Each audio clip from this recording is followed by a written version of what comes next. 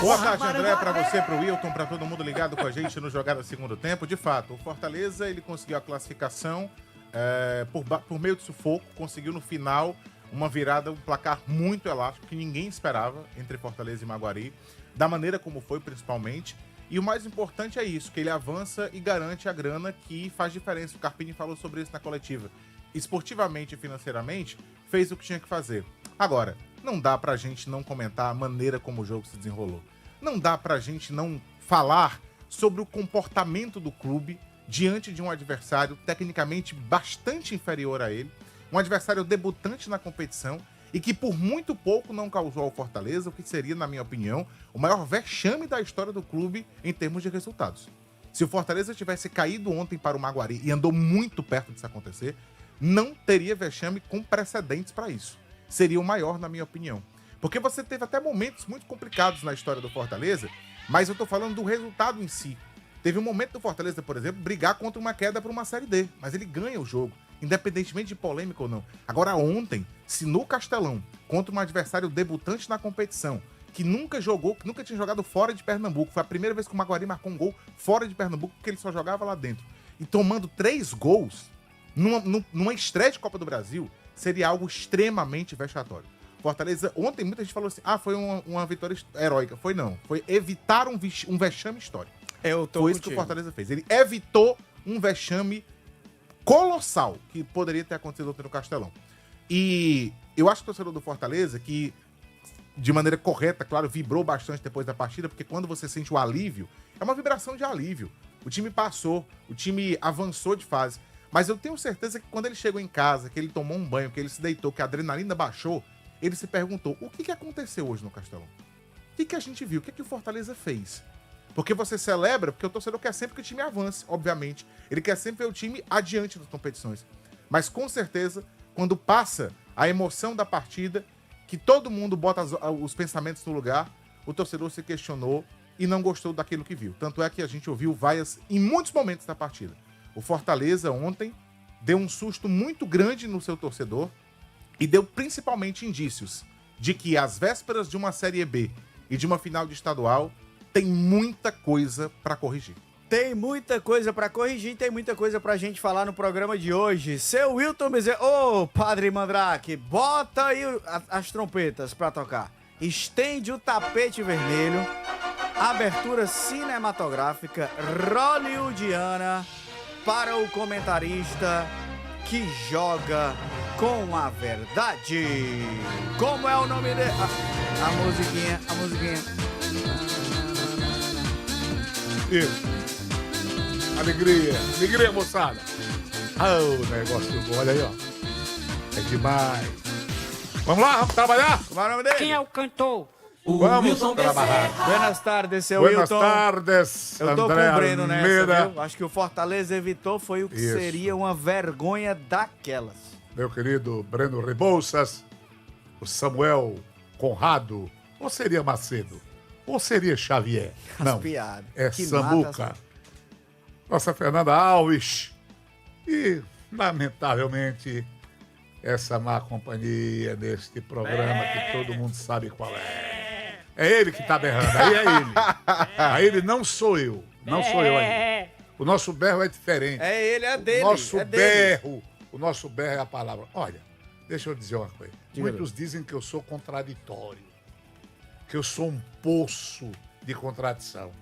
Já disseram, você faz um comentário assim e outro assim. Eu refuto, digo, não é verdade. Não é verdade. Claro que todos nós erramos. Me dizem, você é ambíguo. As ambiguidades fazem parte do trabalho, do comentário. E começam com essas dissertações, essas perorações. Eu digo, eu não sou ambíguo, meu amigo. Ambíguo é o mundo. Eu não sou paradoxal. Paradoxal, sabe quem é? Quem? O mundo. Eita. O mundo. É preciso que eu diga isso. Mas olha, a gente aprende com o tempo. A gente aprende com o tempo que no futebol nem sempre, ou nem sempre não, eu vou logo ser radical. Goleada não significa bom futebol. Uma goleada não significa que o jogo foi bom, que o jogo foi perfeito. Não, pode até acontecer. Uma partida de muitos gols e de bom futebol. Mas o futebol é bom por isso. Vejam bem, os senhores, numa partida cheia de erros, comprovando aquilo que eu até escrevi hoje pela manhã, no Diário do Nordeste. O Sócrates disse, o futebol é um jogo de erros. Sim. Mas foi Sócrates o doutor que jogou. Não foi Sócrates, o grande pensador, não. Tá sabendo? E realmente, meus amigos, Fortaleza provou que futebol é um jogo de erros. Porque eu nunca vi um time errar tanto. Eu nunca vi o Fortaleza pedir tanto para perder um jogo. Ele implorou ao Maguari, me bata, bata, nego, pode bater, bata com força. Se lembra daquela música? Ou não? Quem é o cantor? Ou não se lembra? Rapaz, era aquele Messias Holanda, olha. Hein? Bata, nego, pode bater, bata com força, que eu só gosto se doer. Aliás, é horrível, né? Ah, Maria, não. A letra horrorosa. Que diabo de... Foi sucesso. Diga um negócio desse. Vocês não, Vocês vocês não eram já nascidos. Já passou. Pois é. Vamos voltar pro jogo de Vamos voltar para o jogo de amanhã, ou o jogo de ontem. O time do Fortaleza cometeu 2 erros com sua zaga, que foram coisas assim que eu não sei mais nem definir. O que é aquilo? Que aquilo não é mais nem um papelão. Aquilo ali, rapaz, é um teatro assim, sei lá, um teatro mambembe, de má qualidade, sabe, para rir. Negócio mais ou menos assim. Eu tô sem palavras para traduzir. Pediu para perder, deu gols, cometeu erros. Mas vejam como a contradição e o paradoxo fazem parte do futebol, meu querido apresentador. O jogo, ele conseguiu, num determinado momento, como numa mudança mágica, o futebol é capaz disso, ele nos proporcionou 2 coisas: emoção e ritmo. Quando o time do Fortaleza se aperreou, que precisou do curto prazo para evitar o vexame, o papelão, Fortaleza marcou 2 gols. E a entrada triunfal do Prior, a maneira como ele encarou, como ele foi para cima e fez um golaço, deu e recebeu e bateu. E aí o jogo ganhou ritmo. Você lembra que ontem a gente falava sobre o Prior aqui, né? Que o Prior não vinha esse ano sendo um jogador bem parecido com aquilo que ele tinha sido com o Renato Paiva. E você até falou assim, mas ele tem que ter mais minutos, ele tem que entrar mais. Claro, meu filho. Claro, então, meus amigos, vejam a contradição. Num jogo daquele, você teve coisas que você cobra todo santo dia. Porque o futebol é ritmo. Futebol é ritmo. Futebol sem ritmo não existe. E teve emoção, viu? E emoção também. Componente da Copa do Aí, Brasil. de repente, olha como a coisa acontece. Você espreme o tempo de jogo e vai encontrar, num bocadinho só, emoção. Aquela pressa, o curto prazo do Fortaleza. Você acha que são partidas que só a Copa do Brasil oferece? Não. Eu acho que sim. A Copa do Brasil não competição oferece. mata-mata. Onde é que o Fortaleza ia enfrentar o Maguari se não fosse na Copa do Brasil, WB? Olha, não. a Copa do Brasil é um faz de conta. É um faz de conta. Eu continuo assim. Mas vamos deixar isso pra lá. Mas o fato, meus amigos, é que o jogo nos remete a essas coisas engraçadas. Nos faz, sabe, pensar, refletir sobre o futebol. Que jogo esse nosso, né? Foi. Por isso que ele é gostoso. Não, o jogo, ele tem 3 perspectivas diferentes e muito claras. Primeiro, a perspectiva do Fortaleza, que foi de alívio com o resultado final. Segundo, a perspectiva do Maguari, que foi de lamentação, porque dentro das suas limitações, o Maguari fez um jogo que por pouco não sai com a classificação.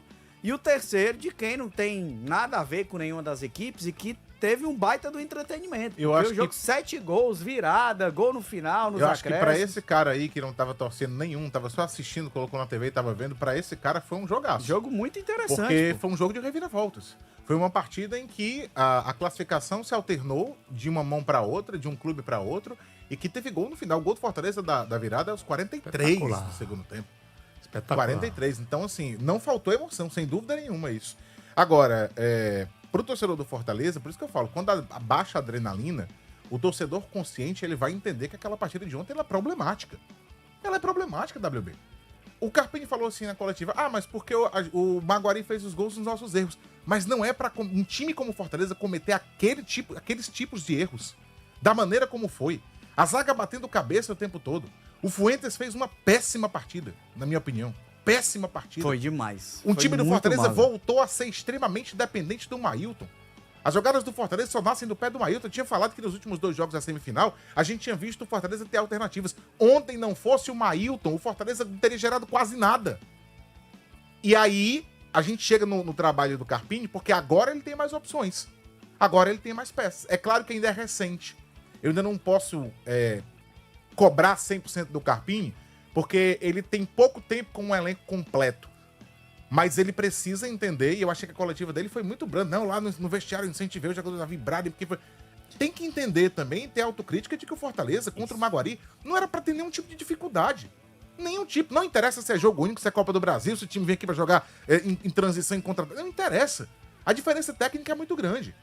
Por isso que eu digo, a partida de ontem, quando o torcedor sai daquela atmosfera do ganhamos na virada, foi eufórico, ele precisa entender que é um jogo que deixa muitos alertas. E esse sentimento, ele deve ficar mais com o torcedor mesmo. Sim. O torcedor que assim saiu, ó, de pô, o jogo foi ruim, mas pelo menos ganhamos, pelo menos passamos de fase, importa a vitória e tudo mais. O torcedor, ele fica com a euforia, com o alívio, com a alegria, com o êxtase. Agora, pra quem faz o clube e pra gente aqui também, o senso crítico, ele é inegociável. Ele é inegociável. Por isso que a gente critica e quando a gente aponta os aspectos que devem ser melhorados, é em tom de alerta.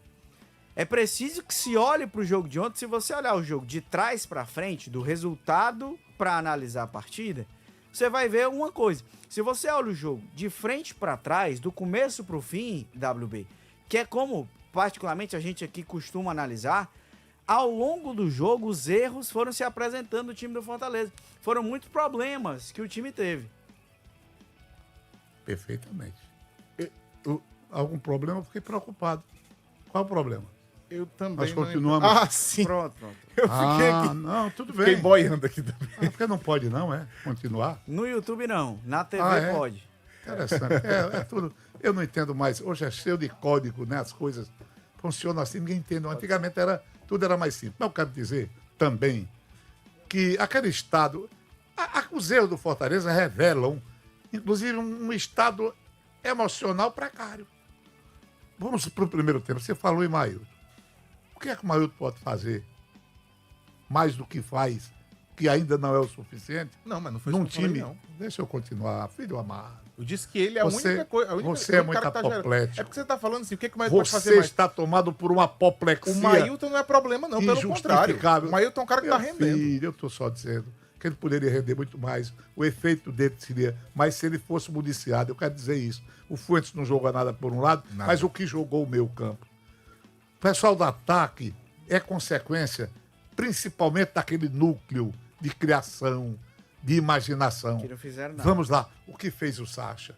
O Sacha do jogo com o Ferroviário. E eu procurei com a lupa. Não, e Crispim, eu coloquei uma lupa! Crispim saiu vaiado. o entendeu? Lucas Crispim não tá jogando absolutamente Mas faz tempo. nada. Mas faz tempo. Então eu queria dizer o seguinte. O meio-campo, Sacha, inexistente naquele papel. Eu até compreendo. O Sacha não pode dar um show que deu num jogo e no outro repetir.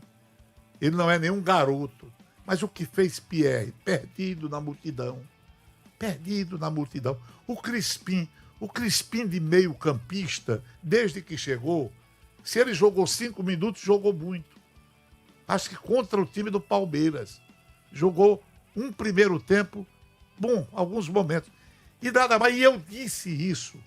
O Pochettino é um negócio impressionante. Ontem, durante a transmissão, nos meus apontamentos, eu coloquei 3 jogadas erradas do Pochettino. Uma atrás da outra. A terceira foi uma péssima finalização. A segunda, uma carregada de bola inoportuna, errou. A outra tentou dar o passe, errou. Eu digo, quando é que isso vai dar certo? Então, meus amigos, há um problema, há um desequilíbrio. Eu digo até com uma certa tristeza, sabe? Esse GB não era o Fortaleza, não era o jogador que o Fortaleza pedia. Eu lhe falei. Não é. Mesmo você porque... falou da estreia dele, sim, tá sim, pra fazer, algumas não coisas. é por aí não. Não, mas peraí. Eu não coloco lá em cima de maneira prematura. Eu não coloco. Eu, aliás, até critico muito aqueles que fazem isso. Você não incensou. Não procurei inflar. Inflar não é comigo. Me parece que é um jogador que vai ficar, sabe, meio perdido, porque ele não tem velocidade, não é bom no tranco, né? Como dizia um velho diretor do Icasa, no tranco de perna, pelo amor de Deus, né? Como é que tá o Icasa? Ele disse, rapaz, no toque de bola tá bom, agora no tranco de perna tá ruim. Eu disse, no tranco de perna. Aí, meus amigos, fica ruim para quem joga na extrema. Pelo lado esquerdo, nem existe o time do Fortaleza, porque o Luiz Fernando, aquele gol, a bola bateu violentamente na cabeça dele. Passa pelo lateral e, de repente, ele se vê com a bola que vem para arrancar a cabeça dele. Ele ainda foi esperto, Aí porque ele no gol do Rodrigo, ele toca de cabeça. Que ele poderia ali até ter tentado cabecear pro gol, mas ele viu o Rodrigo bem colocado, ele deu assistência de cabeça. Quando o Fortaleza fez aquele gol, ele já devia ter levado uns 2. Porque o Breno Maguari, duas defesas. O Maguari chegou aqui e conseguiu no piscina um salvo-conduto. Foi lá e disse, rapaz, eu queria uma liberação pra gente penetrar na área de vocês com uma certa facilidade. Você tá aqui o salvo-conduto. Pô, aquele cara deu um pra lá, pra cá, no zagueiro, aquele grandão. Ou é o Júlio César. Não. O primeiro, Verdun, parece que foi o Verdun. O primeiro lance o grandão, foi. E teve uma terceira oportunidade, que acho que foi o ala pela esquerda, penetrou. O Crispim acompanhou, assistiu. Alguém disse, Crispim, tu tá no jogo, macho. Dá um combate, ele não deu, o cara mandou no alvo e o Breno defendeu. Aí eu digo, o que é que há com Fortaleza? O que diabo é isso? Ora, aquilo era prenúncio do que viria pior. O time faz um gol, nem estava jogando para fazer o gol, acabou tomando 2 gols incríveis, erros absurdos. O que Cardona e o que o Gasal fizeram ontem foi uma coisa absurda, patética. Pichotada total. Como é que pode? Primeiro lance, o Gasal. O segundo, levou, me parece que até uma boina, né? A bola foi a bola cima. quicou no gramado e encobriu ele. Levou uma boina dele próprio, será? A bola deu uma boina nele, né? Um chapéu. E aí os caras entraram caminhando. Olha que maravilha. E bonito lá, festa mais linda. Eu imagino aquela cidade com esse time marcando 3 gols no Fortaleza dentro do Castelão. Então, meus amigos, é uma prova inequívoca de que o Carpini ainda vai chegar na coletiva e se repetir. Acho até que os treinadores deviam ter um assessor, um cara diplomático, sabe? O diplomata, você vai lá e explica que eu não vou e acabou, porque eu não tenho o que dizer. Se eu for falar mal do meu time, vão dizer que eu estou tirando, né? Tirando o braço da seringa, colocando culpa no elenco. Então vai lá e diz qualquer coisa, né? Porque depois de um jogo daquele, eu como treinador eu diria assim, meus amigos, estou com uma febre danada, não tenho condições de saúde para essa coletiva. Tchau para vocês. Mas fazer o quê? O Maguari que fez um jogo muito correto dentro das suas time limitações. O time organizado, o time que fez um jogo de muita entrega, que cumpriu o seu plano de jogo e por pouco não sai com a classificação no Castelão.